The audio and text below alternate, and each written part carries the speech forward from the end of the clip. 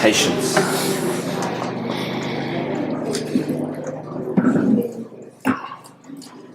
There'll be hard times that you're just going to need to ride out. Now, in our world, some of us, like Jan and myself, probably Juarez, and more the senior members of the class, will remember that once upon a time, you communicated with your people in another land as follows. You take a pen and a paper, and you write a letter. And you fold the letter, and you put it in an envelope, stick it, and put a stamp on it. You go down to the post office, you post the letter. And the letter goes by ship. All the way across here.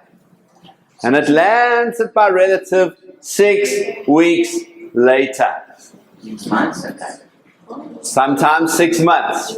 Now let's assume that he's a very fast communicator, grabs the letter, reads it, writes a response. What does he do?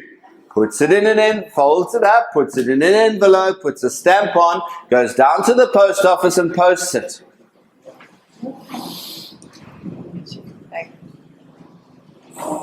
Six weeks later, or 6 months, you get the communication. So what do we do today?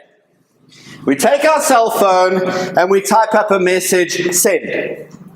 1, 2, 3. What's wrong? Why haven't I got a response?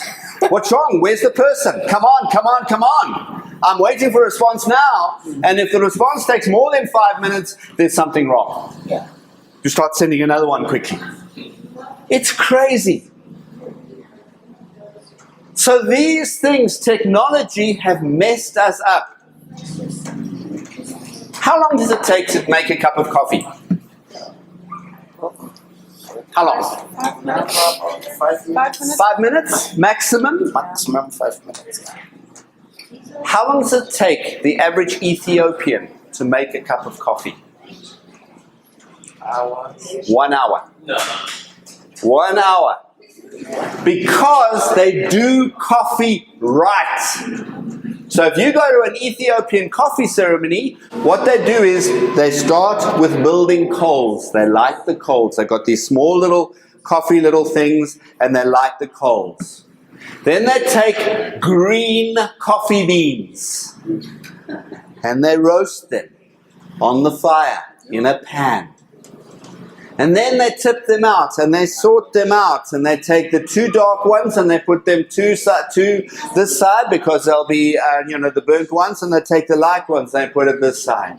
Then they take a mortar and a pestle. You know what a mortar and a pestle is? Yes. Oh. No. Mortar and a pestle is this type of a goodie.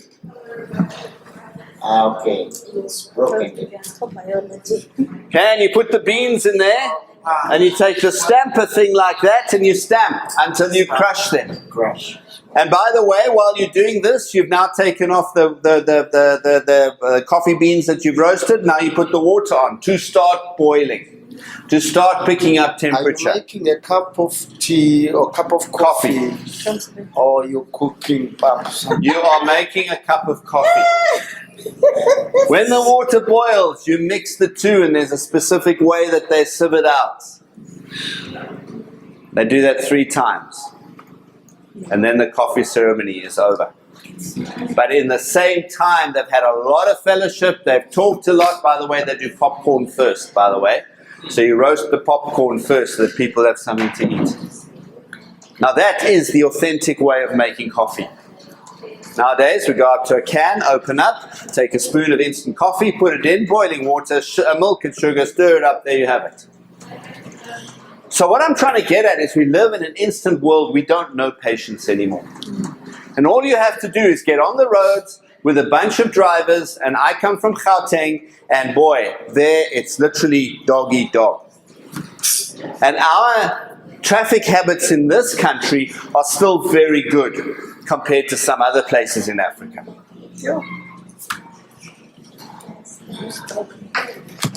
But patience is not a quality that most of us possess. And now you are going to have to learn patience. Because to grow a business from 50 Rand, 100 Rand rather, takes a lot of patience. So again, you're going to have an agreement with yourself that it's going to take a lot of time, but then you need to ask yourself, why do I want to be in business anyway? And you've got to ride, as you saw with that previous slide, you've got to ride the ups and the downs of business. As long as you're aware of these things, then you're getting somewhere.